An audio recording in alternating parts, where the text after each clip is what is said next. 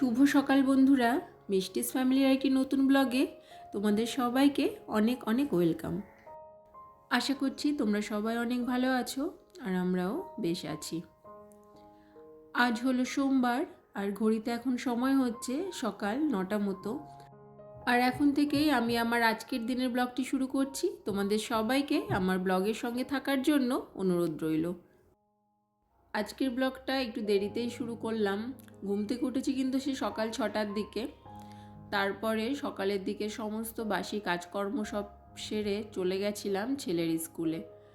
আজকে ওর স্কুলের সমস্ত বুকস দিয়েছে নতুন ক্লাসের জন্য। ও তো এবার ইউকেজিতে উঠলো। তো হাজব্যান্ড, আমি আর ছেলে তিনজনে মিলেই গেছিলাম।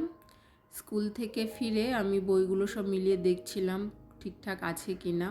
কিন্তু বেশি টাইম দেখলাম না জানো তো, কেননা সবগুলো ঠিকঠাক করে দেখতে গেলে অনেকটা টাইম লেগে যাবে। আর আমার তো অনেক কাজ এখনও বাকি আছে। সকালের দিকে হয়তো বাসি কাজগুলো করেছে, কিন্তু রান্না বান্না তারপরে আরও যে সমস্ত কাজকর্মগুলো সেগুলো তো সব ধরাই আছে, সেগুলো তো সব করতে হবে। হাজব্যান্ড আমাদের বাড়িতে দিয়ে বাজার করতে চলে গেছে। তা ও বলেছে সকালের টিফিনটা আর বানাতে হবে না, বাজার থেকে কিনে আনবে কিছু একটা। তা আমি সেজন্য এদিকের কাজগুলো ততক্ষণে সেরে নিচ্ছি ও আসার আগে। ছেলের তো কদিন স্কুল ছুটি যাচ্ছে, এই জন্য আমি এর মাঝে না কদিন বাপের বাড়ি ঘুরে এসেছি। 3-4 দিন মতো ছিলাম। কাল রাতে বাড়ি ফিরেছি। আরও কদিন থাকতাম, কিন্তু ছেলের স্কুলের এই বুকস টুকসগুলো দেওয়ার ব্যাপার ছিল বলে কাল রাতেই ফিরে এসেছি। আর এই যে দেখো, এসে এখনও ব্যাগের জামা কাপড়গুলো বের করা হয়নি। এসেই তো আর এগুলো করা হয় না, তা আজকেই করলাম। এর মধ্যে কিছু কিছু জামা কাপড় ধুতে হবে, আর কিছু কিছু জামা কাপড় ধোয়া লাগবে না, সেগুলোই আলাদা করে রাখলাম। কোথাও ঘুরতে গেলে তো বেশ ভালোই লাগে, কিন্তু বাড়ি ফিরে না এই যে এই সমস্ত কাজগুলো, এটা খুব একটা এক্সট্রা কাজ আমার কাছে মনে হয়। তো তারপরে দেখো, এই যে এখন খেতে বসেছি। হাজব্যান্ড বাজার থেকে চলে এসে আর ও আজকে নিয়ে এসেছিলো নান আর কতগুলো পুরি আর আলুর তরকারি আর কি। তো সেগুলোই খেয়ে নিলাম। খাওয়া দাওয়া সেরে চলে এসেছি কিচেনে। আর বেশি কিছু কাজকর্ম করিনি, ভাবলাম রান্নাবান্নার কাজটা আগে করে নিই, আর তারপরে যদি অন্য সব কাজগুলো করার যেগুলো আর কি সেগুলো করব। তো এসে ভাত বসিয়ে দিয়েছি আর আলু ভাজা করে নিচ্ছি। আর আজকে করব চিকেন। তো চিকেন নিয়ে এসেছিলো, এটাই এখন পরিষ্কার করে বেছে টেছে নেব। আর ওদিকে তো ভাত হচ্ছে, ভাত হতে হতে এই কাজটা আমার হয়ে যাবে। এত গরম কি বলবো, মার্চ মাস এখনও শেষ হয়নি, কিন্তু তার মধ্যে গরমে নাজেহাল অবস্থা। আমি দেখো সকালের দিকে একটু তো ছেলের স্কুলে গেছিলাম। তা আমার বাড়ি থেকে তো বেশি ডিস্টেন্স তো নয়, যেতে 5 মিনিট আসতে 5 মিনিট।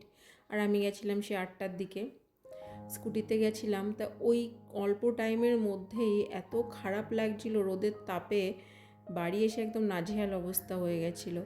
তাই ভাবছি যে এরপরে যখন আরও বেশি গরম পড়বে তখন প্রত্যেকটা মানুষের কী অবস্থা হবে বলো তো। আর এত গরম লাগছিল বলেই না সকাল সকাল এসে ভাবলাম যে রান্নাঘরের কাজগুলো আগে করে নিই, আর তারপরে গিয়ে অন্য কাজ করব। কেননা যত বেলা বাড়বে ততই না রান্নাঘরের কাজগুলো করতে আরও বেশি গরম লাগবে, আর এমন অস্বস্তি লাগবে যে ইচ্ছাই করবে না যে বেশি টাইম রান্নাঘরে থাকি। কাল রাতে কিন্তু আমাদের এখানে ভালোই বৃষ্টি হয়েছিল, কিন্তু বৃষ্টি হলে কি হবে, আবার যা গরম তাই একই অবস্থা। তো যাই হোক, এদিকে দেখো আমি মাংসের জন্য সমস্ত কিছু কেটে টেটে রেডি করে মশলা টশলা বেটে নিয়ে এখন মাংসটা বসিয়ে দিয়েছি। আর এই যে দেখছো একদম ছোট ছোট আলু, যেগুলো আলুর দমে খাই, এটা দিয়ে আজকে মাংসের ঝোলে দিয়েছি। আমার ভীষণ ভালো লাগে ছোট আলু দিয়ে মাংস করতে বা খেতে আর কি। আমাদের বাড়িতে সানডেতেই বেশি চিকেন বানানো হয়, কিন্তু যেহেতু আমরা কালকে বাড়ি ছিলাম না আর কি, কালকে রাতে ফিরেছি, তো বাবা মা আর মাংস খাননি, মানে মা আর মাংস রান্না করেনি, সেজন্য আজকে সোমবারেই বাড়িতে মাংস করা হলো। তো রান্নাবান্না শেষ হওয়ার পরে এখন সব কিছু গুছিয়ে গেছিয়ে রাখছি, আর ওভেনটাও মুছে নেব। রান্না কমপ্লিট হওয়ার পরে সমস্ত কিছু মানে জায়গার জিনিস জায়গায় রেখে দিলে, সব কিছু ঠিকঠাক করে রাখলে দেখবে রান্নাঘরটা সবসময় গোছানো বেশ পরিপাটি থাকে আর কি। আমি এটাই করি।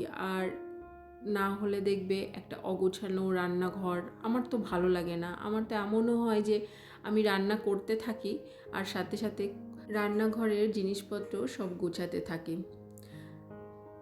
তো তারপরে দেখো চলে এসেছি ওপরে, 12:30 মতো বাজে, হাতে এখন অনেকটা সময় আছে।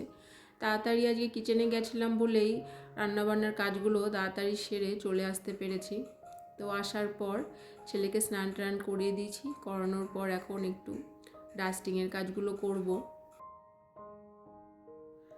ডাস্টিংয়ের কাজ তো আমি প্রতিদিনই আমার ডেলি রুটিনের মধ্যে রেখেছি। 3-4 দিন বাড়িতে ছিলাম না, আর তাতেই দেখো বেডরুমের যে ফার্নিচারগুলো আছে দেখছি কত পরিমাণে ধুলো পড়েছে। আর এরকম ধুলো নোংরা দেখলে না চুপচাপ বসে থাকা যায় না, জানো তো। রান্নার বান্না তাড়াতাড়ি শেষ হয়ে গেছে বলে এসে আমি এই বেডরুমের ফার্নিচারগুলো সব এখন পরিষ্কার করছি। দেখো এই কাজগুলোতেও আমাকেই করতে হবে, এটা তো আর অন্য কেউ করবে না। আমার হাজব্যান্ডকে আমি অনেকবার বলেছি যে আমি এগুলো করি, এতদিন ধরে দেখছো, তুমি তো মাঝে মধ্যে করতে পারো, কিন্তু বলে না ছেলেদের দ্বারা এসব কাজ হয় না। মানে আমার হাজব্যান্ড তো পারেই না এগুলো, ওকে অন্য কাজ দাও ও করবে, কিন্তু এসব কাজ একদমই করতে পারে না। তো এই কাজগুলো যখন আমাকেই করতে হবে, তাহলে নিজের মতো করে গুছিয়ে সময় বুঝে সুযোগ সুবিধা মতো এগুলো করে নিতে হবে, তাই না। বেডরুমের কাজ কমপ্লিট করে এখন এই উপরে ওঠার সিঁড়িটা একটু ঝাড়ু লাগাবো। দেখছিলাম খুব ভালোই ধুলো জমে গেছে, আর আমার ছেলে মানে সকালের দিকে স্কুল থেকে আসার পরে না একটু কাগজ টাগজ দিয়ে খেলে সেগুলো ছিঁড়ে ছিঁড়ে এদিকে ফেলেছিল, তো সেইগুলো এখন ঝাড় দিয়ে পরিষ্কার করছি। এই কাজ হয়ে গেলে ভেবেছি আজকে আর কিছুই করব না, ডাস্টিংয়ের কাজ একদিনে তো আর সম্ভব নয়, বাড়ি ছিলাম না, তাই একদিনে সেই তো আর সব কাজ করে ফেলতে পারবো না, ধীরে ধীরে সব গুছিয়ে গাছিয়ে করতে হবে। আর কিছু জামা কাপড় আছে কাচার, সেগুলোই কেচে টেচে দিয়ে স্নান টান করে এখন চলে এসেছি। আজকে শ্যাম্পু করেছি জানো তো, কারণ ডাস্টিংয়ের কাজগুলো করেছি না, মাথায় খুব ধুলো লেগে গেছিলো। আর আমি সপ্তাহে 2 দিন করে শ্যাম্পু করার চেষ্টা করি। মাথাটার চুলটা যদি পরিষ্কার থাকে তাহলে দেখবে, মানে স্ক্যাল্প যদি পরিষ্কার থাকে তাহলে চুলটা কম পড়ে। আর এখন একটু স্কিন কেয়ার করে নেব।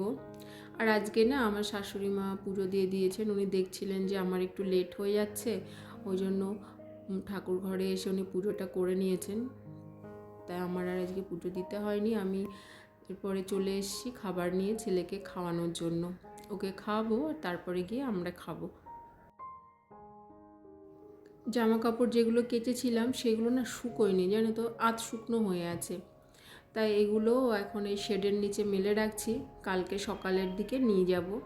হাওয়া থাকবে আর সকালের দিকে রোদটাও না এখানে এসে পড়ে, তখন এগুলো শুকিয়ে যাবে। ছেলে ঘুমোচ্ছে আর আমিও কিছুক্ষণ ঘুমিয়ে নিয়েছি, এখন সময় হচ্ছে প্রায় 5:10-15 মতো। তা এখন এগুলো করব আর তারপরে গিয়েই ছেলেকে ঘুম থেকে তুলব।